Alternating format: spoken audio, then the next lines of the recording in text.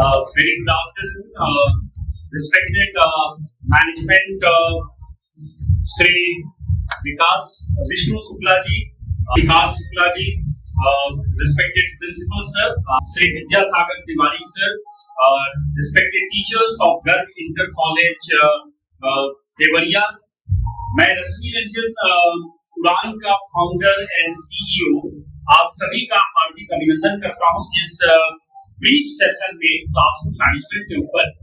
माननीय मैनेजमेंट ने मुझसे आग्रह किया कि आप आज एक 15-20 मिनट का एक ब्रीफ सेशन में हमारे टीचर्स के साथ, ऑल्दो इसके लिए एक अलग से वो व्यवस्था बनाने की बात उन्होंने कही है, जहां वो डिटेल में 6 घंटे का जो सर्टिफिकेट प्रोग्राम है इसमें आप लोगों को इससे लाभ मिलेगा। क्लासरूम मैनेजमेंट एक बड़ा ही इंपॉर्टेंट टॉपिक है जो पूरे इंडिया में मैंने नई शिक्षा नीति पर 2020 में आई नई शिक्षा नीति और 2021 के फरवरी में सबसे पहले नई शिक्षा नीति पर ट्रेनिंग मैंने शुरू किया था। उड़ान जो कि उत्तर प्रदेश माध्यमिक शिक्षा परिषद के द्वारा अनुमोदित प्रोजेक्ट है और directorate of higher education government of Delhi NCT के द्वारा है। ये लेवल है उड़ान का और मैं इसके लिए सबसे पहले धन्यवाद दूंगा rank booster test and training centre, जिसका मैं केंद्र प्रबंधक हूं। और इस पूरे प्रोजेक्ट की शुरुआत माननीय श्री मनकेश्वर नाथ पांडे सर ने की, जो विगत 20 सालों से सचिव है नेशनल एजुकेशनल सोसाइटी गोरखपुर, जिसके अंदर Mahatma Gandhi inter college, Mahatma Gandhi post graduate college, Ram Narayan girls college, Prem Narayan institute of computer technology जैसी प्रतिष्ठित संस्थाएं चल रही हैं।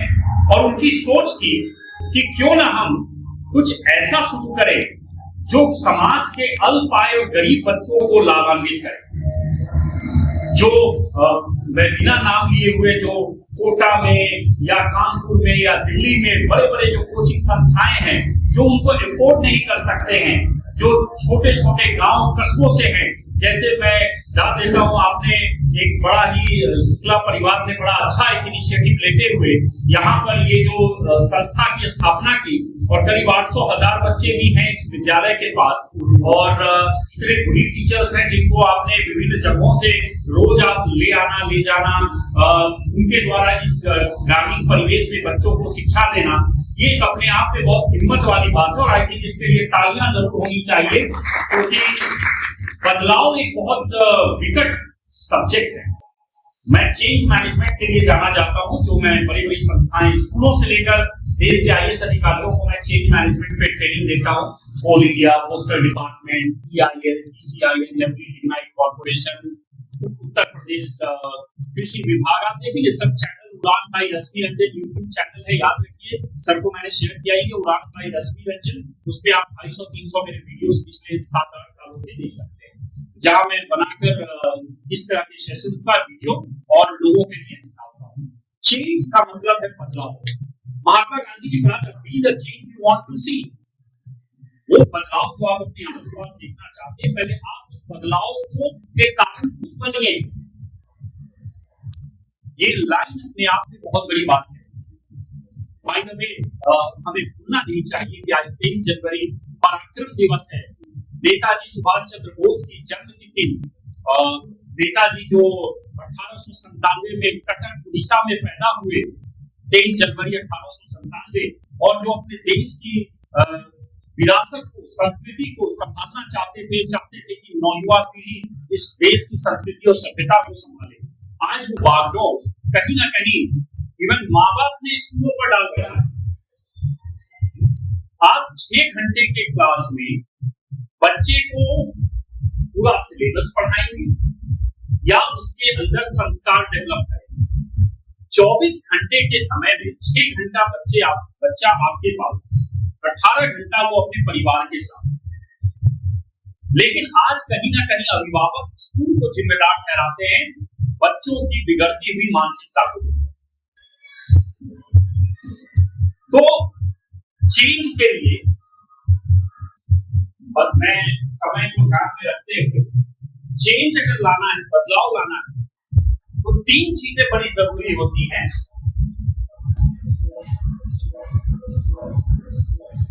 D into V into F।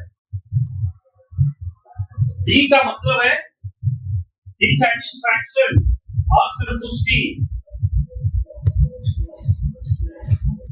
We से हो गया विजन, दूरदर्शिता, एक लक्ष्य। जैसे माननीय श्री मंकेश्वर नाथ पांडे जी का विजन है कि आईआईटी और नीट की जो कोचिंग है वो गांव-गांव पहुंचे और हम वहां से टॉप 20 बच्चे पूरे पूर्वांचल से आईआईटी और नीट के लिए 20 बच्चे 2 साल के कोर्स में 10वीं से और 12वीं पास जो इस बार करने वाले हैं उनमें से 20 बच्चों को आईआईटी और 20 बच्चों को नीट के लिए सिलेक्शन हो पूरे पूर्वांचल से। ये विजन है उनका। और एफ से है फर्स्ट स्टेप। अब मैं इसको समझाता हूं। बदलाव के लिए सबसे पहले जरूरी क्या है? असंतुष्टि। आप असंतुष्ट हैं तो आपने नई सरकार लाई, आपने स्कूल में नया कुछ ऑडिटोरियम बनवाया, बनवाई, ऑडियो विजुअल लाया, स्मार्ट क्लासेस बनवाए। आप असंतुष्ट थे तभी तो आपने इन्वेस्ट किया। आप चाहते हैं कि शहर की सुविधा ग्रामीण परिवेश में आप दे सकें। क्या इसी से बदलाव आ जाएगा? सिर्फ असंतुष्ट होने से हो जाएगा? विजन, किस तरह का बदलाव आप लाना चाहते हैं विद्यालय में? जहां ग्रामीण क्षेत्र में शिक्षा को लेकर आज भी उतनी जागरूकता नहीं है, उन्हें लगता है बिना पढ़े लिखे अगर मैं गिट्टी का बिजनेस करके करोड़ों कमा सकता हूं तो उसके लिए मेरे बच्चे को दिल्ली और बॉम्बे जाकर उच्च शिक्षा लेने की क्या जरूरत है? बेटा वही संभालेगा और वो किसी के यहाँ 25, 30, 50 की नौकरी करेगा, उससे अच्छा तो लाखों का बिजनेस यहाँ करेगा। तो विजन, हमें शिक्षा का मतलब समझाना है। और यहीं पर मैं रुककर आपसे सवाल कर रहा हूं कि क्या आप बच्चों को साक्षर कर रहे हैं या शिक्षित कर रहे हैं? कोई शिक्षक को जवाब देना चाहिए। साक्षर कर रहे हैं या शिक्षित कर रहे हैं, दोनों अलग चीज है, एक चीज है। क्या अंतर है?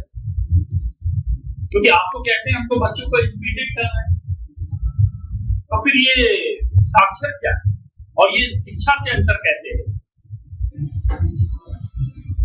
साक्षरता और शिक्षा के बीच अंतर क्या है? माननीय शिक्षकों, यही तो आपको समझना है। साक्षरता का मतलब होता है A for apple, B for ball, C for cat, 1+1 2, जिसको कहते हैं साक्षरता। सिग्नेचर करना आ गया, साक्षर हो गए, अब अंगूठा लगाने की जरूरत नहीं पड़ेगी। पर आप तो बच्चों को कह रहे हैं हम शिक्षित कर रहे हैं, फिर ये कैसे? मतलब शिक्षकों ये जानना जरूरी है कि जीवन शिक्षा जो है वो 4 दीवारी और 6 घंटे में नहीं दिया जा सकता, क्योंकि जिंदगी जब आपका इम्तिहान लेती है तो वो सब्जेक्ट वाइज नहीं लेती है कि अब आइए आपका फिजिक्स का एग्जाम ले लेते हैं, गणित का ले लेते हैं, इंग्लिश का ले लेते हैं। All of a sudden on the spot किस चीज का इम्तिहान लेगी? आपके इतिहास, भूगोल, किसका एग्जाम ले लेगी? जिंदगी हर क्षण आपका इम्तिहान ले रही है। और बच्चों को उस लायक बनाना होता है कि वो किताबी ज्ञान को प्रैक्टिकल लाइफ में इंप्लीमेंट कर सके। That is called education. वही एजुकेशन, राइट? क्लियर? मैं आपको हर जगह ये उदाहरण देता हूं, इसको मैं यहां भी कर रहा हूं। क्या बच्चों को वैसी शिक्षा दी जाती है या वही A for apple, B for ball, C for cat सिखाया जा रहा है? और कहा जा रहा है बेटा 90% लायक ही नहीं हो, क्योंकि हमारे एजुकेशन सिस्टम में हम रिजल्ट को प्राथमिकता दे रहे हैं। तो बच्चे को लगता है बाय हुक और क्रुक मुझे रिजल्ट लाना है, बिकॉज ये दुनिया रिजल्ट को प्राथमिकता देती है। तो वो क्या करता है? वो फिर ध्यान नहीं देता है प्रोसेस पर, तरीके पर, स्टेप्स पर। वो नतीजे पर है कि मैं अगर नतीजा ले कम से कम पास कर जाऊंगा। तो मुझे यहाँ याद आता है Mahendra Singh Dhoni, the most successful captain of Indian cricket team. उनसे कहा गया आप रिजल्ट्स को लेकर नर्वस नहीं होते हैं, स्ट्रेस नहीं होता है? उन्होंने कहा मुझे बिल्कुल टेंशन नहीं है रिजल्ट को लेकर, इसलिए मैं मिस्टर कूल, मतलब इसीलिए उनको हम लोग कहते हैं पूरी दुनिया मिस्टर कूल। वो कहते हैं मैं प्रोसेस के बारे में चिंता करता हूं, तरीके के बारे में, क्योंकि अगर मेरा तरीका स्टेप सही है तो रिजल्ट ऑब्वियसली सही आएगा। 99% चांस है रिजल्ट का सही आने का। अब यही बात आ जाती है वो 1% क्या है? यही 1% को हमें जीवन भर मरते दम तक हमें दौड़ाता रहता है। ये 1%, 99% हो गया प्रोसेस, 1% हो गया वो रिजल्ट जो हमें एक्सीलेंस की तरफ ड्राइव करता है। ये 1% क्या है? तो कहते हैं मात्र 1%। ये 1% ही कई बार गुगली खेल जाता है, कई बार लाइफ में डिसाइडिंग करता है। सब कुछ सही था, बस थोड़ा हाइट कम था, इसलिए सिपाही भर्ती में नहीं था, रिटर्न में था, सब कुछ था।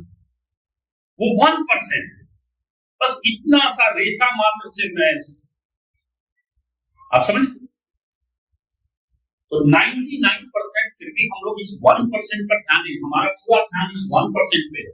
हम 99% पर काम ही नहीं कर रहे। प्रोसेस में, हमारे प्रोसेस में कमी, तरीके में कमी। क्लासरूम मैनेजमेंट के जब 6 घंटे के प्रोग्राम में आप बैठेंगे, 11 एजेंडास की ट्रेनिंग होती है स्टेप वाइज ऑडियो विजुअल के द्वारा। एक फिल्म का इस्तेमाल मैं करता हूँ पिछले 8 सालों से, और तमाम वही एजेंडा आपके स्कूल में भी आएगा जब भी मैनेजर साहब स्वीकृति देंगे, जब ऐसा बनाएंगे किसी संडे को। हम लोग इसको आराम से, उस समय ये नहीं हुआ कि आप कॉपी लाने वहां जाइए, आराम से उस दिन आप सिर्फ लर्निंग पर ध्यान दें, तब आपको ये तो सिर्फ भूमिका बनाई जाए। तो ये प्रॉब्लम के कारण केरला में बेरोजगारी है। क्या आप चाहते हैं कि आपका बच्चा, आपका स्कूल का जो छात्र है, वो सिर्फ पूर्वांचल के इस गांव या इसी क्षेत्र तक बंधा रहे? यानी आपके एजुकेशन को उस किताब से भी बाहर निकलकर सर बता रहे थे, जब मैं सुबह बात कर रहा था विकास सर से, वो बता रहे थे कि हम लोग हर साल टूर पर ले जाते हैं बच्चों को, बाहर ले जाते हैं, कभी बनारस, कभी दूसरे जगह, 12वीं के बच्चे। हम चाहते हैं कि वो इस दुनिया की तरफ देखें कि क्या हो रहा है दुनिया में, क्या और चीजें हैं जो इस गांव से बाहर, इस जगह से बाहर बहुत बड़ा है, जो हमने नहीं देखा है, शायद हमारे पेरेंट्स नहीं ले गए। वो क्विकली ध्यान रखते हुए विजन, यानी विजन तो है आपके पास कि मुझे इस स्कूल को अगले 5 साल में इस ऊंचाई तक ले जाना, क्या इससे भी बदलाव आ जाएगा? आप असंतुष्ट भी हैं, आपके पास विजन भी है, अब क्या आ जाएगा? सबसे बड़ा चैलेंज, बिल्ली के गले में घंटी कौन बांधेगा? फर्स्ट स्टेप, तुम पहले तो तुम पहले। और इसी में सबसे ज्यादा देखा गया है जियो होता है। मैं करूंगा तो कहीं मैनेजर साहब ना नाराज हो जाए हमारे, या सरकार ना नाराज हो जाए, सरपंच साहब ना नाराज हो जाए, ब्लॉक डेवलपमेंट ऑफिसर ना नाराज हो जाए। इतना कुछ सोचकर आदमी वापस वही सिमट कर रख जाता है। First step is zero, anything multiplied by zero zero, change आता ही। लेकिन वही हमारे ओजस्वी तेजस्वी प्रधानमंत्री जी ने कई डेयरिंग फैसले लिए, बिना नाम लिए हुए, आप समझ जाएं, जो किसी सरकार ने आजादी के बाद नहीं किया। फर्स्ट स्टेप लिया, सारे बदलाव आ गए। समझ गए होंगे आप, वो मुझे गिनाने की जरूरत नहीं। लाइव एग्जाम्पल के थ्रू आप समझ रहे हैं। अब 4 तरह के चेंज मैनेजमेंट वो होते हैं, मैं वो कंप्लीट कर रहा हूं। एक होता है ऑथोरिटेरियन, ऑथोरिटेरियन। एक होता है authoritative, authoritative, authoritative, authoritarian, authoritative. तीसरा होता है परमिसिव, और चौथा होता है इंडल्जेंट। ऑथोरिटेरियन क्लास मैनेजमेंट का टेक्निक होता है कि जहां कड़क हिटलर रूल, पूरा कंट्रोल, एक आवाज अगर आ गया तो वायलेंट, बच्चे कांपते हैं, वहां कुछ बोल नहीं सकते बच्चे, वो एक टेक्निक होता है। वो आप सोचिए क्या आपका क्लासरूम ऐसा? दूसरा है ऑथोरिटेटिव, कंट्रोल में है क्लास, बट वहां बच्चों को इंकरेज भी आप कर रहे हैं कि तुम भी अपना फीडबैक दो, तुम भी अपनी इंक्वायरी करो, तुम भी मुझसे पूछो। मतलब आपने कंट्रोल में रखा है, बच्चों को आउट ऑफ कंट्रोल नहीं होने दिया है, बट वहां पर आप बच्चों से भी पार्टिसिपेशन ले रहे हैं, उसको कहते हैं ऑथोरिटेटिव। साउंड सिमिलर करेगा, कंफ्यूजन होता है, लेकिन दोनों अलग चीज है। ऑथोरिटेरियन जो हिटलर टाइप रूल होता है, ऑथोरिटेटिव जहां पर दोनों का ड्यूअल पार्टिसिपेशन है। तीसरा परमिसिव, बच्चों को आपने बोल दिया अपने से करो, टीम में डिवाइड कर दिया, काम करो, मेरे से मत पूछना, यूट्यूब पे जाओ, गूगल पे जाओ, अपना असाइनमेंट खुद करो, अपने डाउट्स खुद करो। उसमें क्या होता है, बच्चों का रिस्पेक्ट खत्म होता है आपके लिए, क्लास का इन्वायरमेंट लीनियंट हो जाता है, बच्चे आपकी बात सुनते नहीं है, वो होता है परमिसिव क्लासरूम मैनेजमेंट। असाइनमेंट हो जाएगा, बच्चों को लगेगा इनकी क्या जरूरत है, हम तो यूट्यूब से अच्छा लेक्चर ले लेंगे, तो ये होता है परमिसिव। चौथा होता है इंडल्जेंट। इंडल्जेंट इसमें क्या हो रहा है, आपने बच्चों को फ्रीडम तो दिया है, साथ में आप भी इन्वॉल्व है बच्चों के प्रोजेक्ट वर्क में, सारी चीजों में। अच्छा टीम में आओ लेकर क्या किया इसने, अच्छा इसको ऐसे करते तो बेहतर होता। तो ये 4 तरह के टेक्निक, आपको क्या लगता है कौन सा टेक्निक ऑफ क्लासरूम मैनेजमेंट आपको बेहतर लग रहा है? ऑथोरिटेरियन, ऑथोरिटेटिव, परमिसिव या indulgent? Number 2 out of control नहीं होना, राइट। कई लोग ऐसे भी होते हैं जो इंडल्जेंट को भी फॉलो करते हैं अपने स्टाइल इंडल्जेंट, कि हम बच्चों को, देखिए यहाँ पर भी एक बात आती है, growing use of social media या digital in education, digital transformation हो रहा है। आप देख रहे हैं आपके यहाँ ऑडियो विजुअल आ चुका है, आप स्मार्ट क्लास की तरफ मूव कर चुके हैं। क्यों कर गए, क्या जरूरत थी, व्हाइट बोर्ड की तरफ क्यों मूव कर गए? आज भी आप वही ग्रीन बोर्ड यूज करते हैं, चौक वाली। सोचने की बात है, यानी बच्चे बदल रहे हैं, उनकी लर्निंग के तरीके, उनको पढ़ाने के तरीके ग्लोबली बदल रहे हैं। जापान जैसे देश की बात मैं नहीं कर रहा हूं, जापान जैसा देश तो एकदम अलग है, वहां तो 10 साल के स्कूल तक कोई रैंकिंग, कोई ग्रेडिंग की सिस्टम की बात ही नहीं हो रही है। हम बात कर रहे हैं जापान के उस एजुकेशन सिस्टम की जहां बच्चों के सर्वांगीण विकास पर ध्यान दिया जाता है। 10वीं तक बच्चों को लाइफ स्किल सिखाए जाते हैं, कैसे लोगों के साथ व्यवहार करना है, साफ सफाई कैसे रखनी है, जानवरों के साथ व्यवहार कैसे रखना है, पर्यावरण को कैसे साफ रखना है, अपने देश को अपना सब कुछ देना है। दुनिया का नंबर 1, तभी तो हिरोशिमा नागासाकी के बाद दुनिया का सबसे बड़ा सुपर इकोनॉमिक पावर बनकर आया। और आज भारत को स्ट्रगल करनी पड़ रही है जापान के मॉडल को देखकर, सिंगापुर के एजुकेशन सिस्टम को देखकर। जो भारत में नालंदा था, तक्षशिला था, आज वो भारत जापान और सिंगापुर के एजुकेशन सिस्टम को कॉपी करना चाह रहा है। हमारे यहाँ बच्चा पैदा होते ही 3 इडियट्स में देखा होगा आपने, इंजीनियर पैदा होगा, ये तो इंजीनियर बनेगा, फरहान, राइट। पर फरहान बनना क्या चाहता था, वाइल्ड लाइफ फोटोग्राफर, राइट। तो आपको जानना जरूरी है कि हम बच्चे के पैदा होते ही उसका फेट, उसका भविष्य निर्धारित करते हैं। लड़का हुआ तो इंजीनियर, लड़की हुई तो डॉक्टर, नर्स, टीचर, राइट। हम जेंडर के हिसाब से ये लड़कियों के लिए अच्छा काम है, पर आज तो जेंडर के, तो आपकी एजुकेशन सिस्टम क्या पैदा कर रही है? क्या ये माइंडसेट को बदलना स्कूल का काम नहीं है कि आपके यहाँ करियर काउंसलिंग सेशन, उड़ान में हम लोग यही सब काम करते हैं। मैं यही चीजों को लेकर आया, नौकरी छोड़कर हाई प्रोफाइल। पिछले 8 सालों से भारत के एजुकेशन सिस्टम को बदलने का काम कर रहा हूं, बड़े बड़े स्कूलों से लेकर ग्रामीण अंचल तक जाकर मानसिकता को बदलने का काम कर रहा हूं। ऐसे ऐसे टेस्ट और टूल्स लेकर आया हूं जो इससे पहले इस देश में नहीं, जो काफी लोकप्रिय है। जहां पर किसी से भी पूछा जाए बेटा क्या बनना चाहते हो, वही 10 नाम, IAS, IPS, police, teacher, doctor, वही बैंक करते हुए 8-10 मैं 300 नौकरियों की जानकारी दे रहा हूं। और वो भी ऐसे नहीं क्या हो बेटा 300 दे रहे हैं, नहीं, एक टेस्ट कराता हूं जिसका नाम है Upcat, Udaan personality based career assessment test. 6 तरह की पर्सनालिटी होती है, राइजेट कहते हैं, realistic, investigative, artistic, social, enterprising and conventional. इस 6 पर्सनालिटी में से उस बच्चे के अंदर कौन सी पर्सनालिटी है, उस पर्सनालिटी से मिलता जुलता टॉप 50 नौकरी कौन सा है, उसमें क्या वैकेंसीज है, क्या ग्रोथ है, क्या क्वालिफिकेशन है, पूरा एक रिपोर्ट बन के आधे घंटे के टेस्ट के बाद PDF बना कर दे, कंप्यूटर बेस्ड टेस्ट। अब आप सोचिए, और इसको टेस्ट को कराने के लिए बड़े बड़े संपन्न लोग घरों पर, मेरे घर पे आकर बच्चे बच्चियों के टेस्ट या अपने घर पर बुलाकर भी टेस्ट कराते, जिनके विद्यालय में ये टेस्ट नहीं हुआ, ये इतना लोकप्रिय टेस्ट। तो आज सोचिए, बच्चे को देखकर तुम इंजीनियर, तुम डॉक्टर बनोगे नहीं, तुम्हारी तो एजुकेशन में परिवर्तन तभी आ सकता है, क्योंकि पहले तो आप सीखते थे जब आप बड़े हो रहे थे, खेलोगे कूदोगे बनोगे, खराब पढ़ोगे लिखोगे बनोगे नवाब, पर आज आप विराट कोहली को देखते ही एयरपोर्ट पे सेल्फी लेने दौड़ते हैं, सचिन साहब को आप भारत रत्न देते हैं, तो क्यों? वो तो खेले ही। तो 10वीं और आप देखिए उनका एजुकेशन देखिए, उस पर कोई कमेंट नहीं करना, 10वीं 12वीं ये MS धोनी 12वीं, राइट?